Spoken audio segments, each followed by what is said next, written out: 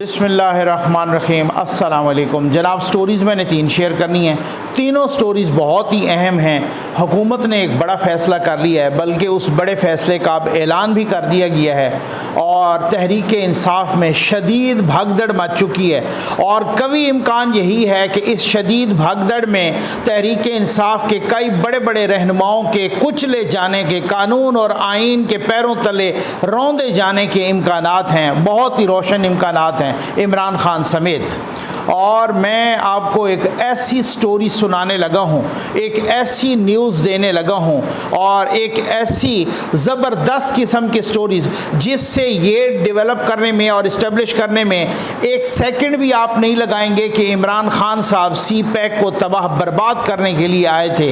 ये इसमें अब बहुत ही प्रूफ आ गए हैं सामने। सिकंदर सुल्तान राजा साहब चीफ इलेक्शन कमिश्नर का फैसले के बाद बहुत बड़ा दबंग बयान सामने आ गया है। फैसला सुनाने के बाद चौधरी शुजात हुसैन साहब ने इलेक्शन कमीशन को बहुत ही दबंग ख़त लिख दिया है। इस पे बहुत ज़बरदस्त स्टोरीज है भाई, आपने इत्मीनान से सुननी है। अच्छा, बात यह है कि अब हुकूमत ने फ़ैसला किया है, हुकूमत ने ऐलान भी किया है।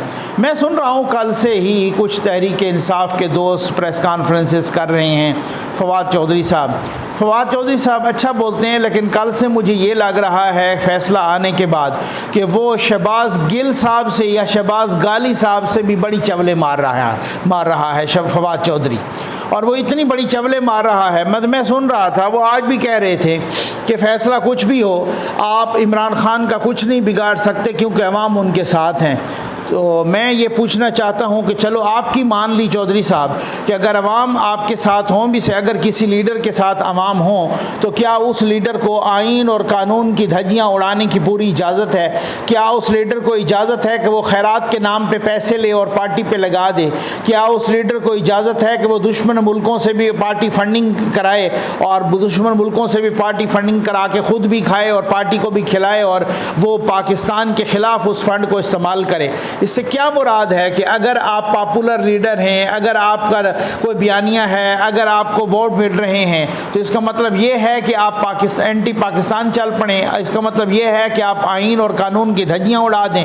ये आपको लाइसेंस किसने दिया है? तो ये इस तरह की चवलें हम कल से सुन रहे हैं। और भी बहुत सा अब हुकूमत ने ये ऐलान किया है, राना सनाउल्लाह साहब ने, वज़ीर दाखिला ने, कि जी बात यह है कि हमारे पास इतने सबूत हैं और इलेक्शन कमीशन के इस फैसले के बाद हम इतना मजबूत डिक्लेरेशन बना के सुप्रीम कोर्ट भेज रहे हैं कि अगर सुप्रीम कोर्ट में वो डिक्लेरेशन कायम रहता है तो ये पार्टी फौरी तौर पे तहलील हो जाएगी PTI। और जाहिर है फिर इमरान खान साहब के लिए भी बहुत ज़्यादा इसके कॉन्सिक्वेंसेस हैं, क्योंकि इमरान खान साहब जिन्होंने 5 साल तक, 1 साल नहीं 5 साल तक मुसलसल झूठा हल्फनामा जमा कराते रहे और इलेक्शन कमीशन ने इसको कंसीलमेंट कहा, इसको कहा कि अपनी ड्यूटीज़ अदा करने में, परफॉर्म करने में फेल हुए हैं, हालांकि उनको पता था।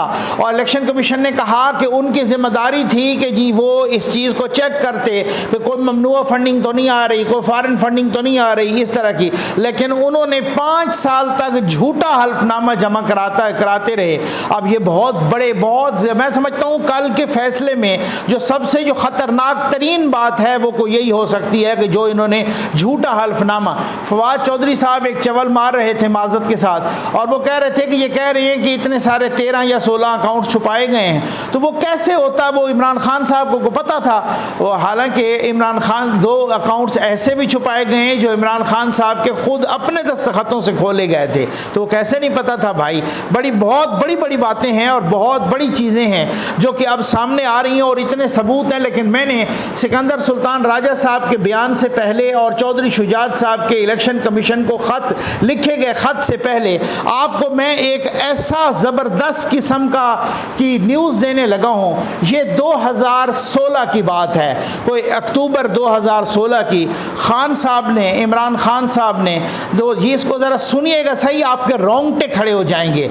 इमरान खान साहब ने 2 नवंबर 2016 को एहतजाज की कॉल दे दी थी, आपको याद है। एक तो वो 2014 वाला धरना ना, उसके बाद फ़ौरन कि जी मैं इस तारीख को फ़लाँ चीज़ ये शहर बंद कर दूंगा, इसको मैं ये शहर बंद कर दूंगा, इसको मैं ये शहर बंद कर दूंगा, फ़लाँ तारीख को मैं इस्लामाबाद बंद कर दूंगा, ये वगैरह इस तरह से। ठीक है जी, ये इस तरह से भड़कें मारी गई थी। और जनाब अब हुआ क्या था, असल में मसला क्या था? मसला ये था कि सी पैक का पहला कारवान आ रहा था चाइना से, बुरहान इंटरचेंज से वो दाखिल होना था और फिर यहाँ से गुज़र के आगे वही जाना था गवादर, और गवादर से आगे फिर वो एक तिजारती कारवान था, बहुत सारे ट्रकों पर, कंटेनर्स पर बहुत सारा सामान आ रहा था। अगर ये कारवान ना पहुंच पाता और ये नाकाम हो जाता, और ये कारवान अगर कोई मसला होता और इस तरीके से ये इसका रास्ता रोका जाता, तो फिर सी पैक भी हमेशा के लिए दफन हो जाता, गवादर भी दफन हो जाता, और ना कोई कारवान आता, ना कोई काफ़िला आता, कुछ भी ना आता। खान साहब को इशारा हुआ, वो इशारों का मैं सब बताता हूँ, इत्मीनान रखिएगा, मेरे पास बहुत ही टेंजिबल किस्म के सबूत हैं, एविडेंस हैं। खान साहब को इशारा हुआ कि जनाब आप इस कारवान को किसी तरीके से रुकवाएं। खान साहब फिर आपको पता है जैसे मुबैना तौर पे हमेशा इशारों पे ही नाचते हैं, तो उन्होंने जनाब कसम खाई कि जी मैंने पूरे पाकिस्तान में एहतजाज करवा देना है, और मैंने इस तरीके से फ़लाँ शहर भी बंद और फ़लाँ भी बंद। और उन्होंने जनाब जो है ना मतलब ये ऐलान किया कि मैं 2 नवंबर को इस्लामाबाद बंद करने लगा हूँ, पूरी सड़कें भी, और उस दिन जनाब स्कूल भी बंद और हॉस्पिटल्स भी बंद और सारा कुछ बंद पाकिस्तान में। और पूरी गवर्नमेंट की मशीनरी जो है ना 2016 में नवाज शरीफ साहब वज़ीर आज़म थे, तो पूरे गवर्नमेंट की मशीनरी बंद और ब्लॉक और जैम हो जाएगी, सब कुछ मैं जैम करके रख दूंगा। असल मसला ये था कि उस कारवान का रास्ता रोकना है जो सी पैक का पहला कारवान आ रहा है। आपको पता है 2015 में एक किस्म की इनागुरेशन हुई थी और नवाज शरीफ साहब ने सी पैक का बाकायदा आगाज़ किया था। ये बहुत बड़ी पाकिस्तान के लिए खुशखबरी थी। उस कारवान को बहरहाल रोकना था।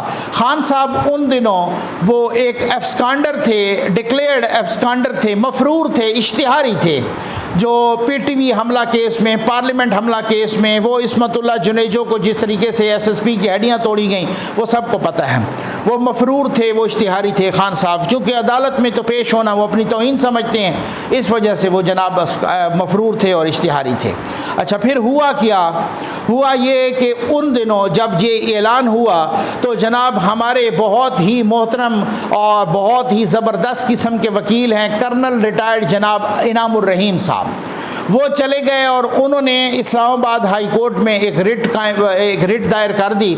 और उन्होंने कहा जनाब कि ये कैसे हो सकता है कि एक इश्तिहारी और मफरूर वो पॉलिटिकल एक्टिविटीज़ में, पाकिस्तान का आइन इजाज़त ही नहीं देता इस चीज़ की कि एक इश्तिहारी और एक मफरूर शख्स पॉलिटिकल एक्टिविटीज़ में मशगूल हो और वो सियासी सरगर्मियाँ करे। इस तरह से कैसे हो सकता है? ये इश्तिहारी कह रहा है कि मैं पाकिस्तान को बंद करूँगा और इसने इस तरह से ऐलान कर दिया। इस्लामाबाद हाई कोर्ट ने जनाब तलब कर लिया। इस्लामाबाद हाई कोर्ट ने आईजी को, चीफ सेक्रेटरी को, अपना सबको जो है ना यहाँ पर तलब कर लिया, कमिश्नर इस्लामाबाद को और डीसी को और सबको। ठीक हो गया जी, और नोटिस वगैरह हो गए और ख़ुद इमरान खान साहब को भी 31 के लिए या 30 गालिबन 30 नवंबर के लिए तलब कर लिया। अच्छा, अब उसके बाद जो है ना ये बात ये है कि उसके बाद जनाब ये कर्नल इनामुर रहीम साहब, उसके बाद इस्लामाबाद हाई कोर्ट ने कहा कि जी बिल्कुल ये है कि एब्सकॉन्डर किस तरह से कर सकता है इश्तिहारी मफरूर, और ये नहीं हो सकता कि आप जो है ना ये बेसिक ह्यूमन राइट्स की खिलाफ वर्जी है कि आप ये बंद करें। ना हुकूमत कंटेनर लगाएगी, ना इमरान खान लगाएंगे, ना कुछ होगा। तो इस तरीके से ये सूरत हाल नहीं होगी और रास्ते खोलो और कोई इदारा बंद नहीं होगा, कोई स्कूल बंद नहीं होगा, कोई हॉस्पिटल बंद नहीं होगा, कोई गवर्नमेंट की मशीनरी जो है ना जैम नहीं होगी, तो ये रास्ते खोलने पड़ेंगे। अच्छा, यहाँ पर उनको चीफ सेक्रेटरी ने भी और आईजी ने भी और सब ने, चीफ कमिश्नर ने भी और यहाँ पर जो है ना डीसी ने भी, सब ने वो एक अश्योरेंस दिलवाई और कहा कि जी बिल्कुल। और 30 नवंबर के लिए गालिबन इमरान खान साहब को भी तलब कर लिया गया, वो पता नहीं पेश हुए थे या नहीं हुए थे। तो बहरहाल उस वक़्त वो जनाब उन्होंने कहा कि ये नहीं होगा, और फिर उसके बाद एक पक्का अरेंजमेंट होगी। आपको पता है चौधरी निसार साहब उस वक्त वज़ीर दाखिला थे, तो जब अदालत ने इतने सख्त अहकाम जारी कर दिए चाहिए। और अदालत के वो दबंग जज थे जस्टिस शौकत अजीज़ सिद्दीकी साहब, ये उन्होंने किए थे और उन्होंने कहा कि इस तरह से ये नहीं होगा। और फिर उसके बाद जनाब ये हुआ कि खान साहब फिर 15 रोज़ तक तो 15-20 रोज़ तक तो बनीगाला से भी नहीं निकले, इधर ही पुशअप लगाते रहे, आपको याद होगा।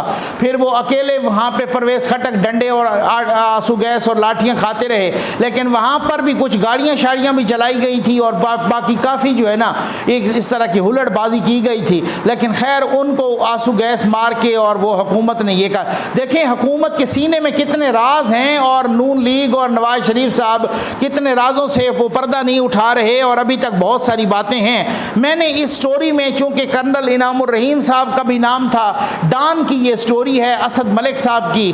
तो असद मलिक साहब भी बहुत ज़बरदस्त सहाफ़ी हैं, बहुत ज़बरदस्त रिपोर्टर हैं, बहुत अच्छा लिखते हैं डॉन में। तो अपना वो जो है ना उस तरीके से उन्होंने एक स्टोरी और उनका अपना एक यूट्यूब चैनल भी है। मैं कहता हूँ ऐसे सहाफ़ी जो प्रो डेमोक्रेटिक हों, जो इस तरीके से कानून और आइन की बालादस्ती चाहते हों, जो सिविलियन बालादस्ती चाहते हो, आप उनको इनकरेज किया करें।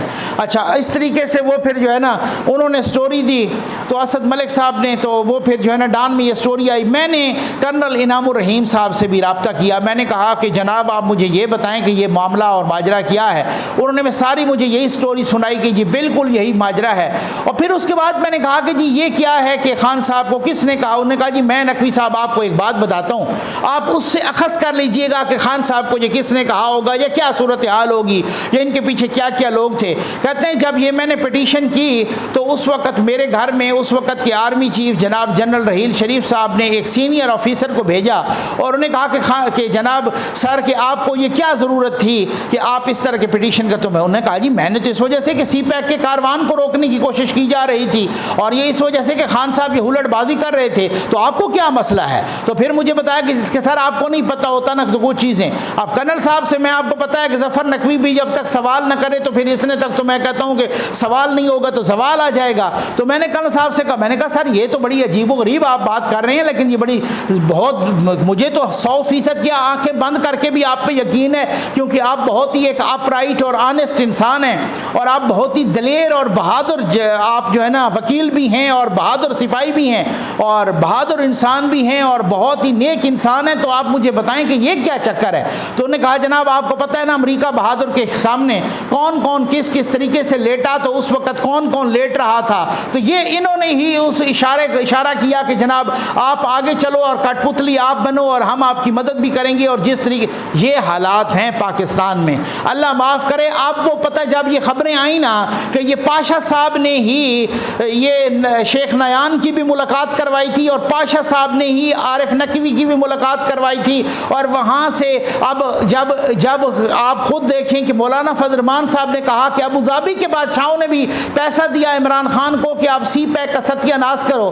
डाट साहब खुद मिलाए ना मुझसे, आप बहुत ज़्यादा समझदार हैं। और फिर जब ये स्टोरी मैंने देखी डॉन में और फिर उसके बाद जब कर्नल इनामुर रहीम साहब से मैंने रब्ता किया और फिर उसके बाद जब मुझे पता चला कि खान साहब को कैसे डिप्यूट किया गया था, कैसे खान साहब को किस तरीके से ड्यूटी लगाई गई थी कि आपको बाहर से भी पैसे मिलेंगे। तो कल जो नवाज शरीफ साहब बात कर रहे थे कि खान साहब को पैसे इसलिए दिए गए कि आप तबाह बर्बाद करो, अल्लाह माफ़ करे, पाकिस्तान को और CPAC को और पाकिस्तान के इस तरीके से उन्होंने पैसे लिए बैरूनी मुख्तलिफ एजेंट से और मुख्तलिफ तरीक़ों से।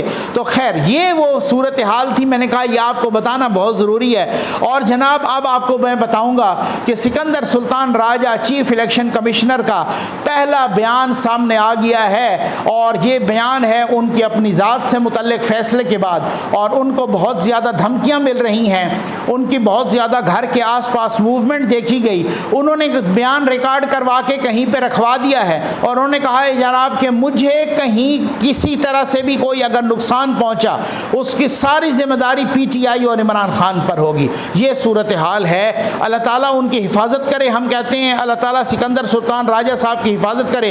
बहुत ही दबंग फैसला दिया है, PTI की चीखें निकल रही हैं। मैं समझता हूँ कि इस तरह से भागदड़ मच गई है, उनको अच्छी अच्छी तरह से मालूम है, मुझे खुद एक पीटीआई के बहुत बड़े सरकर्दा बंदे ने बताया कि नकवी साहब ये जो मीटिंग हुई है, इस मीटिंग में बाहर कोई कुछ भी कह दे, अंदर आके यही तो मुनाफकत है कि अंदर आके खान साहब को वो लोग ब्रीफिंग देते हैं, अपनी आईनी और कानूनी टीम, और वो कह रही है खान साहब को कि खान साहब बहुत तबाही बर्बादी हो गई और जो इलेक्शन कमीशन ने ये फैसला दिया है, ये फैसला हमें तबाह बर्बाद कर देगा, ये क्या होगा, अब कोई हमें हम ख्याल बेंच बचाए तो बचाए और हमें कोई नहीं बचा सकता, ठीक है ना। तो ये बातें अंदर चल रही हैं और बाहर आके ये प्रेस कॉन्फ्रेंसेस, खैर उन प्रेस कॉन्फ्रेंसेस से भी मायूसी झलक रही है, परेशानी झलक रही है, खलबली झलक रही है, इंतशार झलक रहा है। चौधरी शुजात हुसैन साहब ने इलेक्शन कमीशन को खत लिख दिया है। आपको याद है कि उन्होंने 4 सवालात के जवाब मांगे हैं इलेक्शन कमीशन से।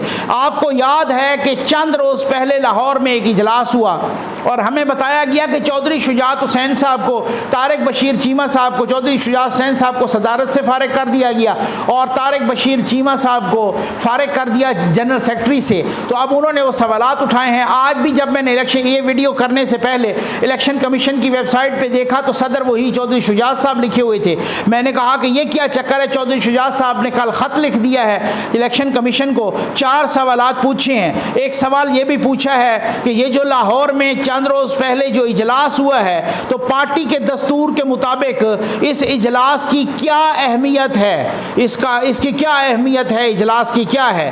तो उसमें पार्टी के आइन के से मुतल्लिक वजाहत भी तलब की है। ख़त में पार्टी आइन, पार्टी में ओहदेदारों के अख्तियारात और मुस्लिम लीग काफ के असासजात की तफसीलात और ओहदेदारान के फ़हरिस्त से मुतल्लिक वजाहत तलब कर ली है, ताकि एक दफ़ा इलेक्शन कमीशन से ये ज़बान टुकवा ली जाए कि भाई ये कौन होते हैं मुझे फारिग करने वाले, ये कौन होते हैं मेरा नाम निकालने वाले, ये कौन होते हैं पार्टी के इलेक्शन। क्योंकि एक दस्तूर है ना, एक आइन है, एक तरीक़ाकार है ना, एक प्रोसीजर है, एक SOPs है ना। ऐसे थोड़ी है कि कोई पार्टी के चंद लोग उठ के और अपनी तरफ से मीटिंग करें, जनाब ये सदर फारिग, कल को ये जनरल सेक्रेटरी फारिग, ये फलां कायद फारिग, ये फारिग, ये पार्लिमानी पार्टी फारिग। ये इस तरह से तो नहीं होता कि आप जिस तरीके से भी, यही सूरत हाल है। और बहुत सारी धमाकेदार खबरें ऐसी हैं जो अगली ही वीडियो में आ रही हैं, आपने इंतज़ार करना है। जब मैं कहता हूँ तो मेरी ये आदत ही नहीं है कि मैं आपको इस तरीके से, अल्हम्दुलिल्लाह ऑलरेडी आपकी बहुत दुआएं हैं, बहुत मोहब्बतें हैं, मैं इस तरह का, मैं अपने आप को काबिल ही नहीं समझता, मैं तो फ़कीर मलंग सा बंदा हूँ। आपकी बहुत मोहब्बतें हैं, एक 4-6 घंटे मेरी वीडियो